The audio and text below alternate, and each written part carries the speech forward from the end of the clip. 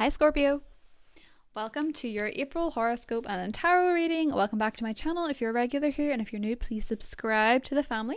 So Scorpio, this is going to be a very, very romantic month, in my opinion. Mars is going through Gemini, which is of course Scorpio's 8th house, and this is bringing you tremendous personal power, tremendous sex appeal, as if you needed it any more. It's bringing you confidence, fearlessness, intensity, and all things big, all things bold. However, it is also bringing the typical Scorpio downsides of jealousy. If you're not directing your energy in a positive way, jealousy very well may rear its ugly head. And all you have to do is find productive ways of channeling out that excess energy, because Gemini Scorpio energy combined can be really rather cutting, verbally speaking. And it would be a shame to ruin the beautiful momentum of Venus in the 5th house of romance and creativity, aspecting Neptune, the planet of dreaminess and all these old Hollywood movie vibes in your romantic life. If you're single, there's a higher likelihood of meeting somebody under this aspect that is very, very, very romantic, very sweet, very exciting to you romantically speaking, and you're going to be a bit of a love magnet whenever you have Venus in this side of the sky, which is beautiful. So you're going to enjoy that. And then Mars giving you this real dynamo va-va-voom energy is going to be particularly exciting, Scorpio. But old habits die hard. And if you want to kick a habit, the new moon in the 6th house in Aries on the 5th of April, along with the sun in Aries, is a great time to start a new fitness regime. Health becomes your most important priority.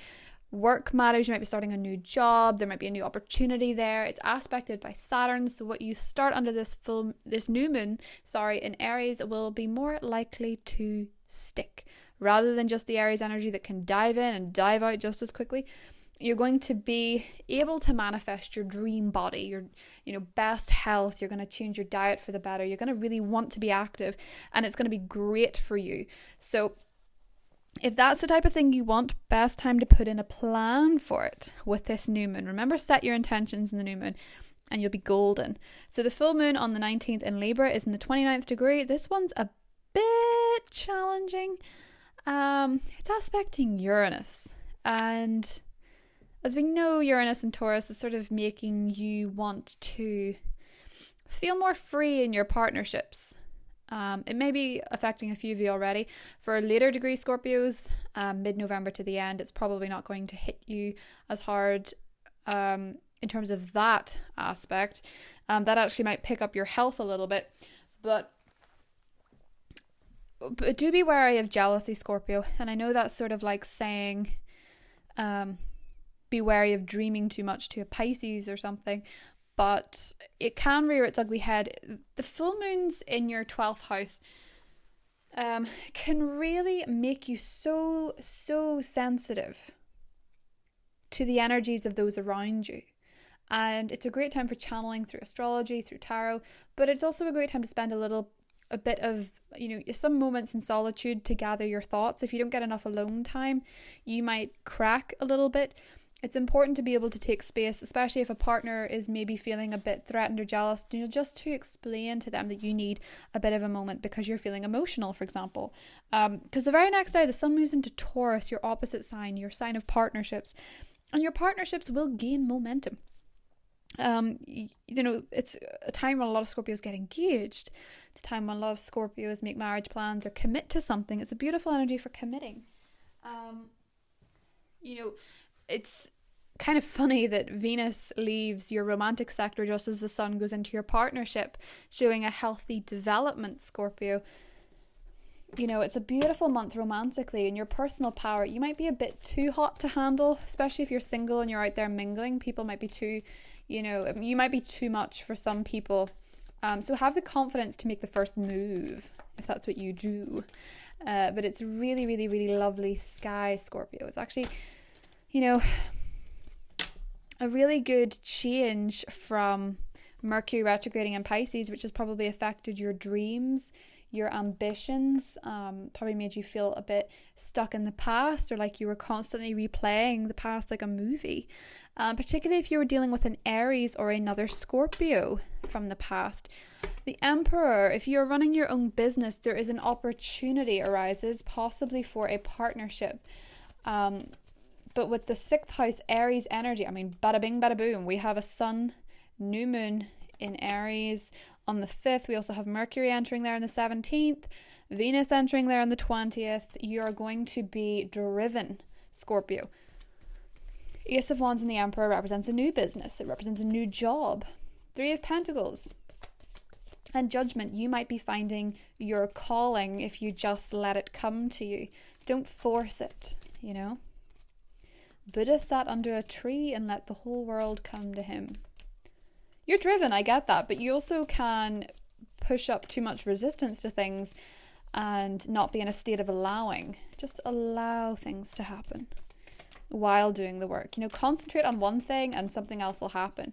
Judgment means something's happening, something big's happening, and it's a lot to do with a calling. You may also be planning a trip abroad, or some of you might be becoming more invested in psychic practices. Interesting. 8 of Wands and Judgment can often represent clairvoyance, you know. So maybe some of you are involved in clairvoyance.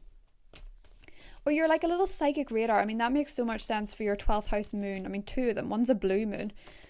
So if you're having ghostly experiences, spiritual experiences, or you're feeling very connected, or just even overwhelmed, if you don't know what you're channeling, you know, you could feel very emotionally overwhelmed by the energies around you. Take a trip. Mercury is no longer in retrograde. You might want to travel. Getting out of the house. Yes, because it is making you a bit touchy with the 5 of Wands. Don't pick arguments that you don't really want, because Mars in Gemini is a big one for saying things that you regret. You know, you'll want to debate intellectually, but, you know, when that stinger comes out, it's very hard to put it back, Scorpio. Very, very hard to put it back. And it's amazing too, because it's like you're being called to do something, and the more resistance you put up to it, the worse you're feeling. Like, just do it. Just see. You're not stuck to anything. You're not stuck on one path. People think they are, but you couldn't plan something for the rest of your life if you tried. People aren't meant to look that far ahead. Living in the future creates anxiety, and living in the past creates depression. Stay in the moment. Stay in the present. That's why it's a gift. Okay. 2 of Swords, the Queen of Wands, and the Hanged Man. I feel like business-wise, there's a lot of back and forth that you're going through in terms of making a decision about what next. If you're thinking about what to do about a fire sign, don't do anything. Just see what happens. King of Cups is underneath, suggesting you're romantically in control. Yes, you're sitting in a good spot romantically. Don't try and fight it. Don't try and force it. You are possibly, Scorpio, in 2 minds about a fire sign, or maybe there's been an argument with a fire sign and you don't know what to do about it. Keep loving them is the answer if you're in a relationship. 2 of Cups and the King of Cups is a romantic partner who's emotionally mature, solid, steady, and wants the best for the relationship. The Queen of Wands, it's a very spicy relationship. So you might be, you know, just saw that, Wheel of Fortune. Wait and see what happens, because fate has a plan. And underneath, Page of Cups, there could be a proposal for some Scorpios. Very much so. So where are we going with this? If you're dealing with another Scorpio or a water sign, there is a romantic connection for sure. Particularly if you're dealing with another Scorpio. The Scorpio on Scorpio energy is very strong in this. If you're dealing with a fire sign, there is more to come, even if it doesn't feel like it. You could be dealing with somebody that is an emperor personality, you know, very driven, very ambitious, and you've got a great spark, a great connection. And for some Scorpios, they might be giving you an ultimatum and you don't know what to do because you're kind of fighting your feelings, or you're kind of defensive. Whatever reason it is, Scorpio, you are possibly delaying a decision when it comes to a fire sign person. And if it's not a fire sign person, it's a business or job opportunity in Aries season. Sometimes with water and fire energies, whether it be a person, whether it be an energy in general, it's hard to understand each other fully. And the Hanged Man always says that you need to see things from a different perspective. And the Wheel of Fortune is saying that the universe has a plan here for you. So stay flexible. Stay tuned. Stay tuned in. Because with the Two of Swords and the Five of Wands, you're not sure about anything. You're kind of confused. And the reason for that, Scorpio, amidst this beautiful, beautiful sky, these full moons in the 12th house is giving you this real overload of messages coming through. It's a real processing moment. It's a real closure moment, actually, because 12th house rules the past. If you get a message from somebody from the past, whether you're involved with somebody new or not, don't make a decision on it. Lay low and let them reveal themselves. Let them show themselves before you paint a picture that may not exist. Okay? I think for a lot of you, there's an Aries or a Scorpio prior to your current situation that could possibly be putting out the feels to you, or you could be putting out the feels to them. It's just with Judgment and the Eight of Wands, that's kind of like a message that comes out of the blue for people. And I feel like it happens when you're busy doing your own thing and you feel like you've got all your stuff in order because you're here. You seem to me to be in a relationship or dating somebody and being quite happy. And then some message comes in that kind of disturbs that and you don't know what to do about it. But luckily enough, Scorpio, fate has your back. The universe has your back here. Wheel of Fortune, you don't have to do anything. Hanged Man and Wheel of Fortune, you don't have to. Because you're on high alert for delays because of Mercury. You're on big fear for bad timing because of Mercury. And the universe is saying, no, this is all happening the way it's meant to.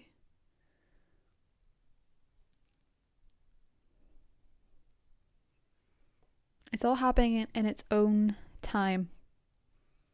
And it's a wonderful idea. You know, you might be seeing things before they happen. That's what the 12th house can do. You might see things before they happen, but you're getting a big break here. The Hanged Man and the Wheel of Fortune is such an interesting combination. I really like that because it's like you don't have to do anything. You kind of have to surrender and be passive. And if you're dealing with a fire sign, you might have to let them take the wheel and you might have to trust them. And that's not necessarily the easiest move, especially if it's a Leo, because the Wheel of Fortune has Leo in it. But I feel as though it's time for something. Like, it's time for this. It's been a long time coming, but it's time for something. Something's happening that's pretty big. Judgment, Wheel of Fortune. And I think for a lot of you it's romantic, but I also think it's business for others, you know what I mean? But I see you, regardless of whether or not it's a relationship, you're going into a partnership. Makes perfect sense because with the sun moving into Taurus, that Taurian energy is all about partnership. You know what I mean? You're too hot to handle this month, Scorpio, with the planets, but just because you appear to be this, you appear to be this emperor, this, like, I run my own business, I have my business together, I have my stuff together, I'm appealing. Some of you have a great beard, some of you have a great set of robes on you. Like, it's very much, you're appearing to be very, very powerful. Bear in mind that when people challenge you, okay? Or when you feel conflicted, because there's an offer or a message coming in and you feel super, super conflicted. You're like, am I seeing this right? You're aware that there's this beautiful energy between Venus and Neptune and you're thinking, this is so pretty, this is so lovely. Is it really this good? Should it be this good? Is this too good to be true?